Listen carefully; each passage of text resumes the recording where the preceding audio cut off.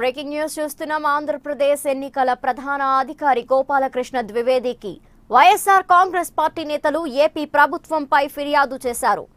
ఎన్నికల కోడ్ను ఉల్లంఘిస్తూ 3 ఐపీఎస్ అధికారులకు ప్రమోషన్ ఇచ్చారంటూ వైసీపీ నేతలు ఈసీ దృష్టికి తీసుకెళ్లారు.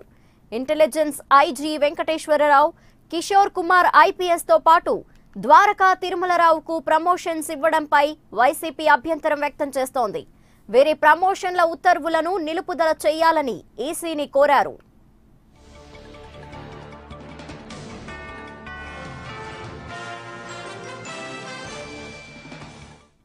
ఇక ఇదే విషయంపై మరిన్ని డీటెయిల్స్ మా హైదరాబాద్ ప్రతినిధి విజయ్ అడిగి తెలుసుకుందాం. విజయ్. ధనలక్ష్మి, అయితే ఎన్నికల కోడ్ని ఉల్లంఘించారంటూ వైసీపీ నేతలు ఏపీ ప్రభుత్వంపై ఈసీకి ఫిర్యాదు చేశారు.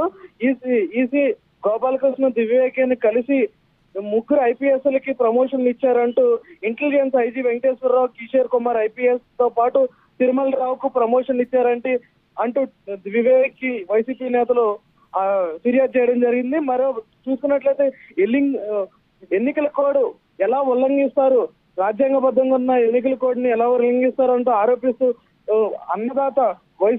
అన్నదాత సుఖీబాబు పేరుతో టీడీపీ నేతలు 15,000 రూపాయలు ఇచ్చినట్లు ప్రకటనలు చేస్తున్నారని, యాక్షన్ తీసుకోవాలని టీడీపీ ప్రభుత్వం పైన ఈసీకి ఫిర్యాదు చేశారు వైసీపీ రైతు విభాగం నాయకుడు నాగిరెడ్డి ఈ రోజు.